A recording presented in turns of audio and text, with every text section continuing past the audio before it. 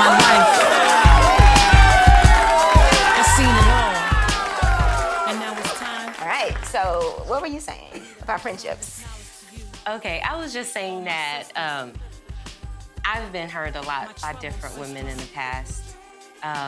There's some women that, you know, I have been friends with for years just because we went to college together, or maybe grew up in the same area.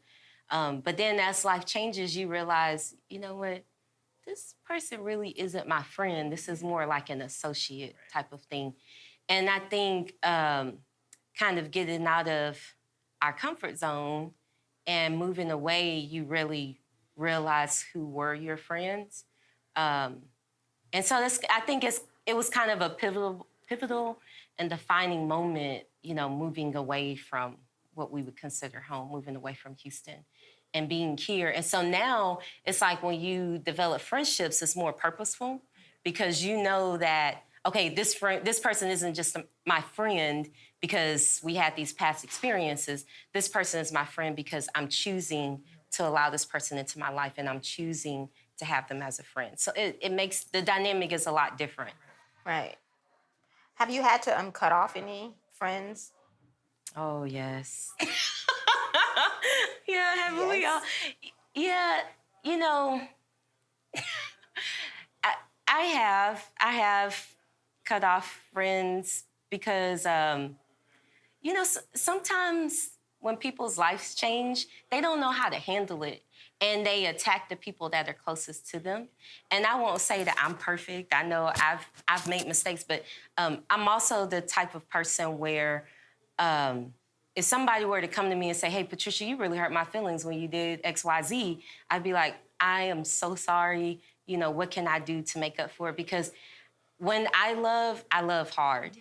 But it takes a lot for me to let people in because of the times where I've been hurt. And, you know, and when I was growing up, I won't go too much in detail because I don't want to go into the article, but my mom always taught us that you don't need anybody else but your sisters. That's all the friends you need. And so anytime that maybe I might lose a friend or, you know, I always just divert back to my sister. And I love my sister and we're very close. We talk every day. But there's some things that I can't talk to her about just because you know, we have different views. And I believe that every woman needs multiple friends because you talk to one friend about this and another friend about that. It's just, you need different friends for different things. I agree. You know, yeah. I mean, not that it's a bad thing, but, you know, if you want to go kick it at the club every Friday night, I'm not that friend for you. Right. You know? But I'm sure you have another homegirl that can do that. That's your happy hour girl. You know what I'm saying? Yeah. So that's all I mean by that. But I don't, I'll leave it at that. What about you? Did you cut off any friends? Have you had to cut off any friends?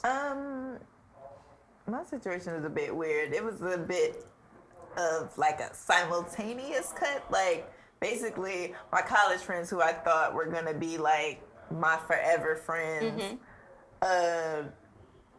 You know, I guess I had a wild period after, you know, during college and then like once we graduated, they felt like, okay, it's time to grow up. You need to like chill. Right. You weren't ready though. Stuff, and I wasn't ready to receive that. So, you know, I'm like, y'all supposed to be my friends. Y'all, you know, you supposed to accept me. And so I made the decision, you know,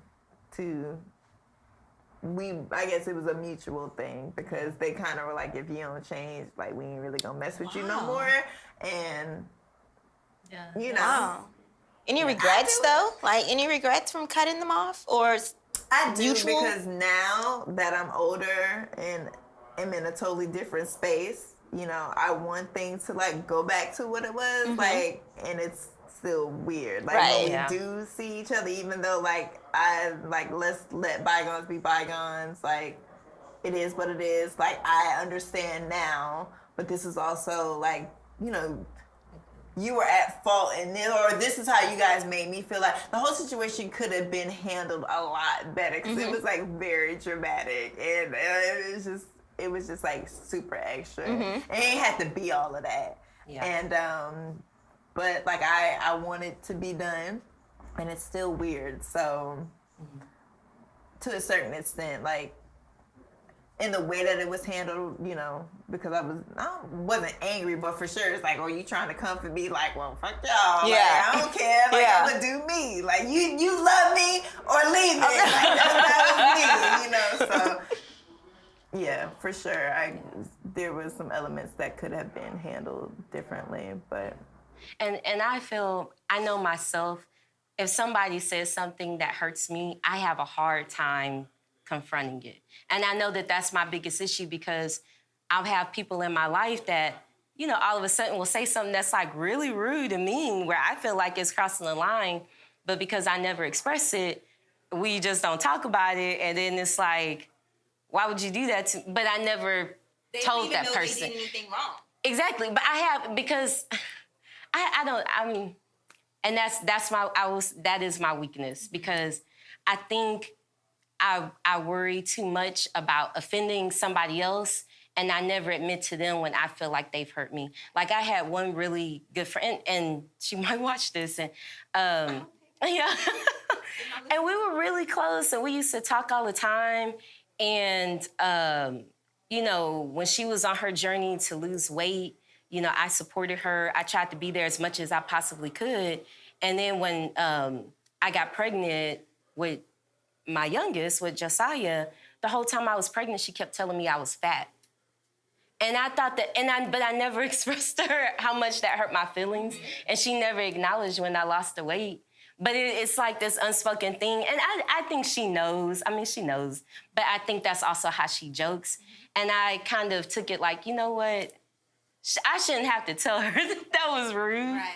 But that really hurt me. And I feel like that happens to me a lot, where I think I'm really, really cool with somebody, and then all of a sudden they'll say stuff that really hurts me. Mm-hmm. And then I'm like, but you should, like, why should I have to come and tell you, don't call me fat while I'm pregnant? You know, I feel like that sounds like such a baby. But at the same time, it's like, but I think my mind just kind of goes to, why would you do, like you purposely were trying to hurt me.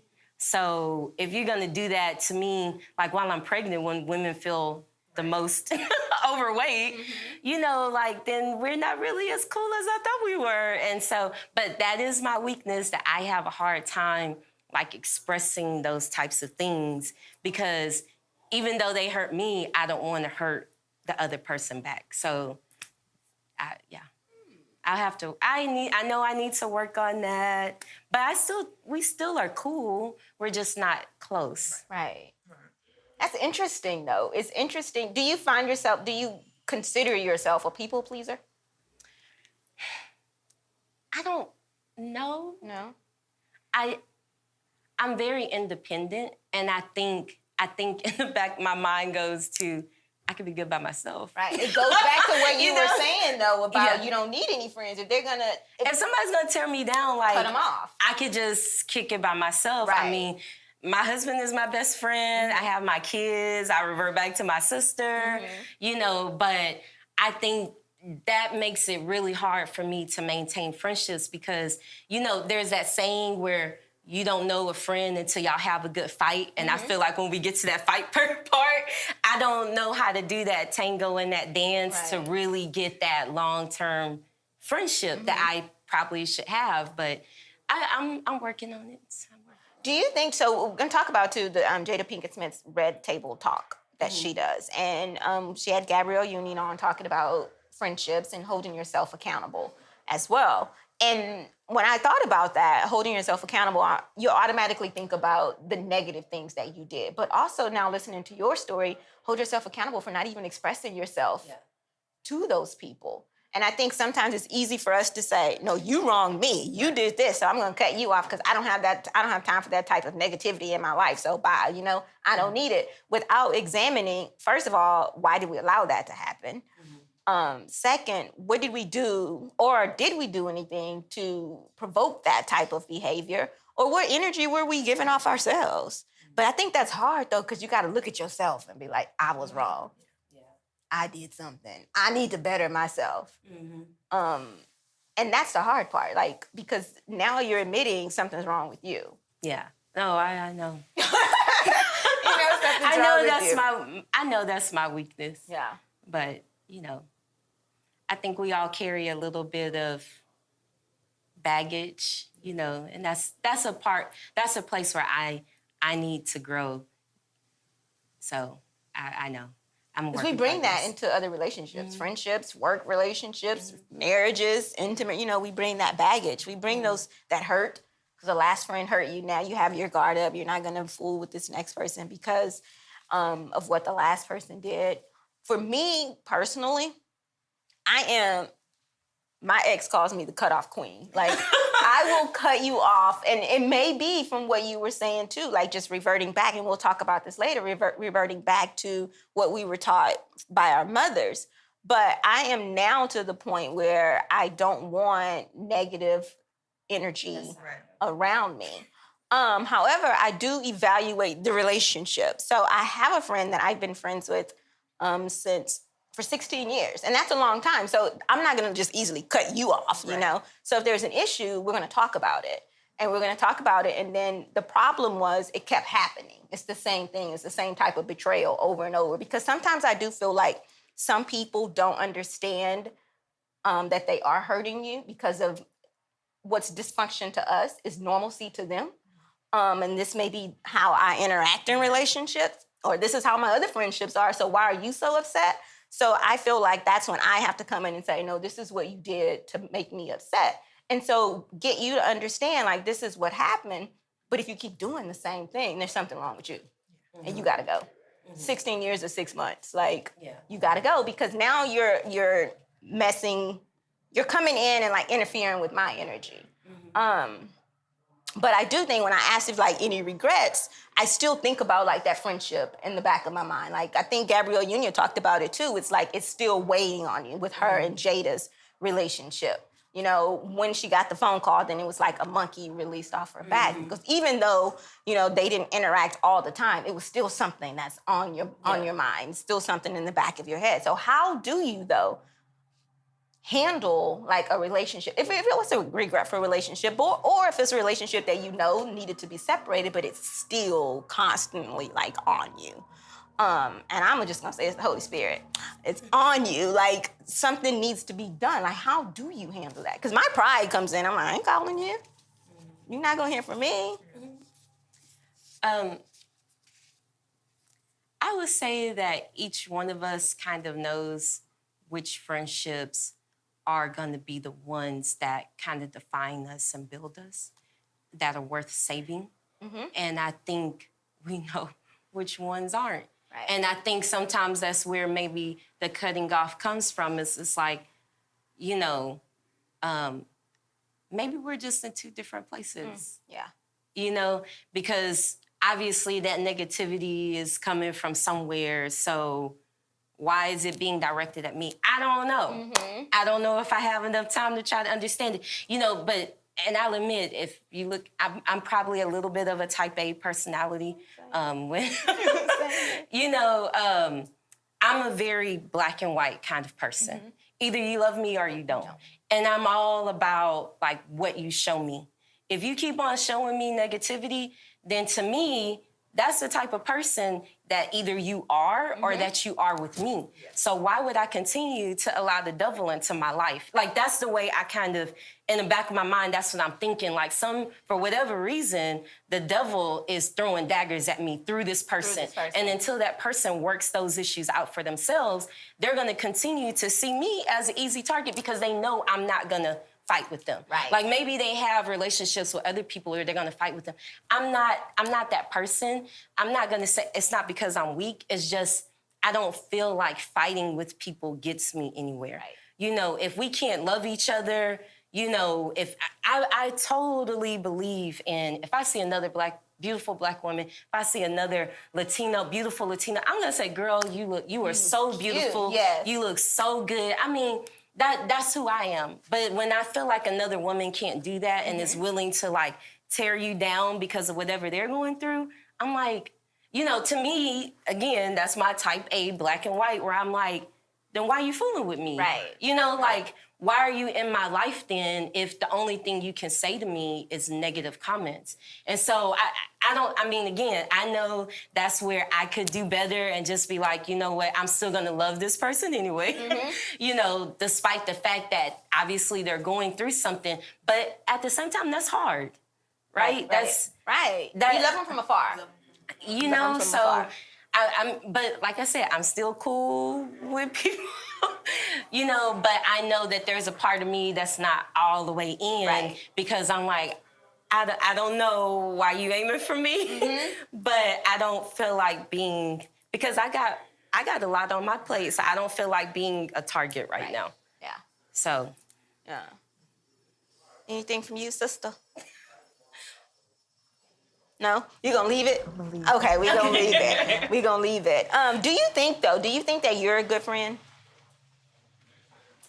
I think that I can be, but I'm really bad at constant communication. Well, I define good friend. You tell me. Like, tell me, what do you think is a good friend? Because I think friendships change as you grow and as situations change. You relocate, you marry, situations change. But I think we know internally if we've been a friend to somebody else or not, I feel like I'm a great friend. Like, I'm kind of a people pleaser. So, like, even now that I live out here, like, people who, I call my friend, but really we aren't like that close. Like, let's take my line sisters, for example. Anyone who comes to this area, I'm like, hit me up. Like, if you need a place to stay, even like if we ain't never like, if our relationship is super surface in college, like, I don't care, come through. Like, I got you. Like, and I will roll. I say this all the time. I will roll out the red carpet if anybody comes to the Bay Area. You need to, like, I got you. Right. So I'm willing to bend over backwards to make, my friends or just associates, acquaintance, whatever. If you've been in my life, like, I will bend over backwards for you. Now, as far as, like, BFFs, like, I have two that, like, I hardly ever talk to, but I don't feel like that makes me a bad friend. Right. Like, I will say I am probably too caught up in what's going on in my life, but that's not to say that I don't care about you, because if you reached out or whatever, like, we gonna pick it up just like, I saw you yesterday, even if it's been a few months since I last saw you or talked to you. So I do think I'm a good friend, but I could probably be better with communicating. So for me right now, it's like kind of just like social media, like dealing, Yeah, social media is our crutch. Right. It is our crutch. It is. Because I think we feel like when we see somebody on Facebook, we already know, okay, we know what they did this week. We're connected. Yeah.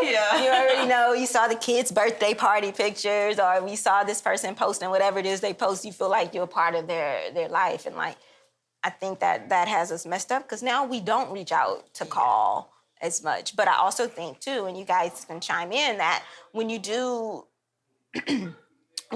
go separate paths, it's not like you have to talk to that person every day. But like you said, you pick back up as soon, because just as much as you have things going on, they have things going on as well. I know I shut down, not really shut down, I back away from one of my best friends, because I'm single, no kids, no husband. She's married, children, they're in their extracurricular activities. She ain't trying to hear my single woman drama, you know what I mean? So that's how I feel. But then she's like, nah. Why aren't you talking to me? Yeah, I need that, because all day it's mommy, mommy, mommy, mommy, right? Yeah. So now you need some, like, some grown-up conversation and things like that. So I think that I can be a better friend, but I don't like to talk on the phone. Like, Yeah, that's how I am. yeah. Yes, I think I'm very loyal. Like, if there's somebody that I'm close to and you say, Patricia, I need you to be here, can you help? I will be there. Like, I will make plans. Because, if you're asking me, then, I feel like you really need my support, and I want to be there for you. I feel like I'm good when it comes to that, but I am not good with the text messages. Yes, we and know. the calls. Yes, I know. I'm really bad at that. So I'm working on that. I'm working on it, but overall, I think I'm a good friend. Yeah. But you also, too, like, think about the friends. It's the same thing like we just said. Other people have other stuff going on as well. Yes. So... Yeah. I think that's just being an adult. An adult. I'm adult. Yes, You're adulting. adulting. You're adulting, right? And then it's like The after dynamics work. change, too, though. And it's like after work all day, and then coming home and being with your kids all day, and talking to your husband. Man, it's like it's a lot, and then you got to think about texting somebody or calling somebody. You know, it's like it's not that I don't love you, but Yeah. it's a lot going on. The friendships change, though, because remember, though, back in the day when you were single, you had your girlfriends. You guys are probably out every weekend, you know, So it's doing easier. things, talking all the time. I remember spending hours on the phone with your girls, you know. But when things change after college, relocating, getting a career, getting a husband, children, the friendships change. Now it's like, hey, I'm coming to town. Can you? And it's like, yeah, you stay here. You know what I mean? It's a different type of dynamic now. Yes. It's a different meaning to a friendship now, type of thing. Yeah, so I think that we can't put too much pressure on ourselves, like the texting back. I'm not good at texting back, but I'm gonna tell you up front, I'm not good at texting back, so you don't have expectations of me texting you back. I gotta call my aunt who called me 2 weeks ago, and I was like, sorry, Renee, I'll call you, boo. But Jada Pinkett Smith, the round table, what did you pick up? What did you guys pick up from it that like stood out to you from the conversation? Well, kind of the same thing what Gabrielle Union was talking about, how when she sees another beautiful woman come into the room, the first thing she does is attack them. Right. She starts hating on them to make herself feel better. Mm-hmm. And I just never understand that. I mean, I've never been like that. I don't want to be like that. I was actually surprised Gabrielle Union admitted she was like that. I mean, but kudos to her for admitting it and acknowledging it and saying, I don't want to be like that anymore. But why do we do that? And I'm not saying you specifically, but why do women do that to each other? You know, like, I feel like that's why it's so hard for women to be friends. It's like we're so caught up in having this perfect life or this perfect body or this perfect job or perfect kids that when we see another woman who we think might have a little bit more than what we have in that area, then it's automatic, oh, she's not all that. Oh, you know, and then it's like, but you know, we can all kind of help each other. Nobody's perfect. So I don't know. That's what stood out to me, and that's what it made me think about. Like, what is it in women, just all women, where women do that to each other? I don't feel like guys. Well, maybe they do in a different way. Different way, right? Yeah. Maybe, I don't know. Misery Like loves company, for sure. It's just like, if you're hurting inside, because obviously it's insecurity. Right, you know right. what I'm saying? Intimidation. Like, right. Yeah. So, like, you're lacking, you know, and you're hurting, so you need to bring that person, you know, down to your level. But I don't know. Like, it is, because I've had a first-hand experience being in the same area with her, and it was We'll talk about it off camera. Automatic hate. You know? It's Yeah. just like, you don't even know us. Right. So it's like, I think, though, what it is, in my personal opinion, because she said two things. She said also she shrunk. Yes. Like, she would shrink. But I think that whatever it is that you feel that you're lacking and you feel that that other person has more of, then you attack that person. If I feel like my public speaking is lacking and that person gets up and woos the crowd, then you're gonna immediately hate on that person, you know?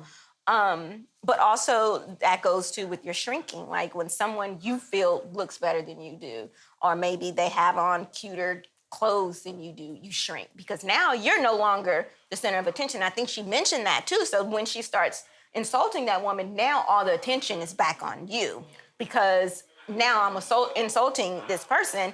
And so now everyone's focused on me again and not focused on her, but focused on me for the wrong reasons.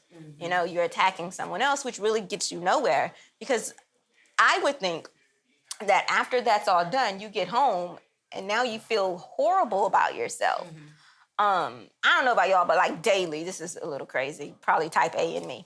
Daily, I analyze my entire day. Like, what could I have done better? Could I have said anything to somebody that may have hurt their feelings? Maybe I need to go back to them and talk to them and see if I hurt their feelings. I do it every single day. So for me, if I was in her shoes, I would get home and be like, what could I would feel bad. and feel regretful for saying those negative things about this other person. But I think it's intimidation. I would like to have known like what her background was. Like, I mean, obviously, there's always some deep, seated like reason of why we are the way that we are. Why we act the way we act. Why do we do the things that we do? So I'd be interested. I heard her book was like amazing, and I've been meaning to buy it. But maybe we should read that. Yeah, but I mean, that also shows though, like, because she's not the only woman who does that. But it also shows that someone of her stature, her beauty, her career, her success has the same issues as Kilolo down the street. You know what I mean? It's the same thing. And you can see, and just like you said, you see another woman and you think that they have everything going perfect for them, but not knowing what's going on with them on the inside. Because that same woman that she's attacking because she feels like that lady's intimidating, that lady is probably feeling the same way when she walks into the room. Like, I'm a regular person, Gabrielle Union walks into the room, I'm gonna shrink. So you never know like what that other woman is experiencing. And I think that a conversation with each other, because a lot of times too, when we get around each other, if we see a lady with like nice shoes on, we tell our friend, oh, I like her shoes, instead of telling her. And I think if we reach out and tell her, hey, I like your shoes, I like your hair, I like your bag, that makes her feel a lot better. And then you can be a little more comfortable so the energy shifts in the room. Because we know when we walk into a place and somebody give us the sweep, it's like, you know what I mean? Like, her shoes, you know what I mean? They do that. People do that. So, and you can hear when people are telling their friends, oh, I love her hair. Just tell me. Or just tell the person as opposed to just telling your friend. So I think if we are a little more conscious about that, we would do a great job. We would be a lot better. And I don't think it's just black women, because white women are petty too. I think it's just a woman thing. Who put that competition in us though? Our mamas. I mean, like, where do we get society? It's naturally like both. Yeah, because again, going back to men, I feel that women are taught to compete for men.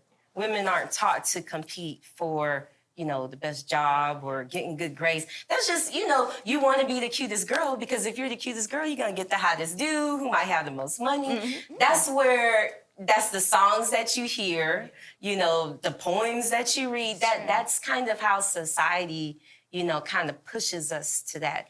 And so, if a guy has a good job, he got it. He got it. That's where their status comes in, though. Men, their status is more with money. Right. Ours is looks. Looks and what kind of dude you got? What kind of dude you got? You got the powerful dude. Yes.